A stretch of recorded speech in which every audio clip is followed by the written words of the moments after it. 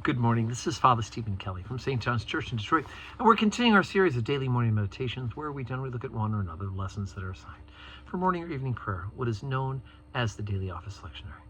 And today, let's take a deviation from that. I thought I'd talk a little bit about the saint of the day because he is one of my favorites. And you've probably, if you watched the Holy Communion service, when I talk about saints, a lot of them end up being on my list of favorites. But this one is St. Charles Borromeo. And you're saying, I don't remember this guy. Well, so this is a Roman Catholic saint, and he became very important in the life of the church during a time period of great uproar. So he was a leader of the church during the Reformation, but he was a Roman Catholic, and he helped to reform the church, the Roman Catholic Church from within. Just as the Reformation caused a great division in the church over what was believed to be abuses in the Roman Church, so the Roman Church actually answered a lot of those calls by doing some internal observation and making some of the changes that were necessary. Of course, there are other things that were not changed because they were believed to be true and held on to. And Charles Borromeo was a leader during this period of time, but he had a very interesting background. You see, what happened was, he was born in the 1530s, and he was born into money. And he was educated. He received a doctorate degree and was well on his way to practicing law. And as a gift for his graduation, his uncle, who was the Pope, who happened to be a Medici, right, that famous family, very wealthy family, they got a Pope out of it. As a graduation gift, he gave him the cardinalship of Milan. They made him the Cardinal Archbishop of Milan, which was an interesting choice because, well, he wasn't even a priest or a deacon or a bishop for that matter. And whereas what you occasionally see in the history of the church is what's called simoning, which is expressly forbidden, the idea of giving the positions in the church to those people based not on merit or on God's desire for them, but by privilege. Charles Borromeo took this on as a responsibility, and he studied for holy orders. And he lived a very good and holy life from that time forward. He's believed to be the father of the Sunday school movement.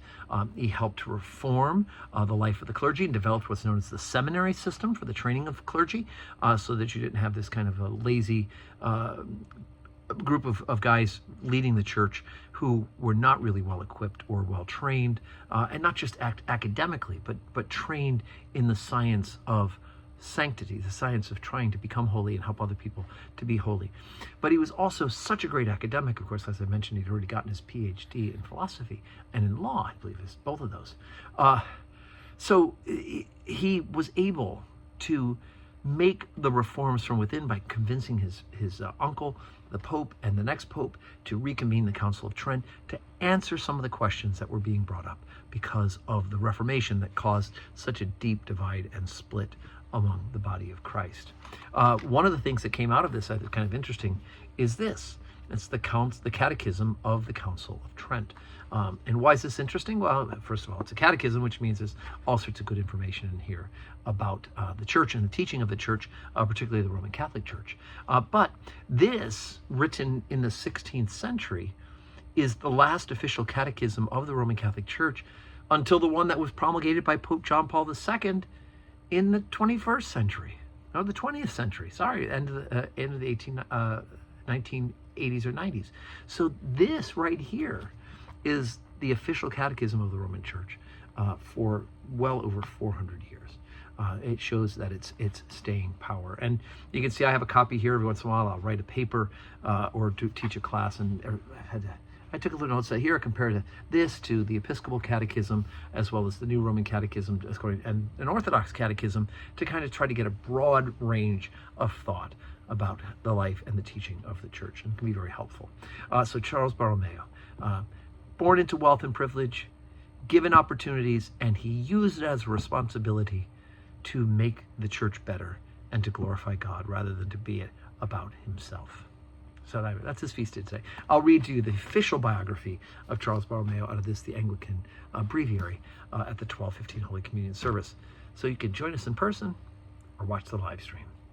And of course, we have 4 o'clock evening prayer as well. May God grant you a Monday that's full of blessings.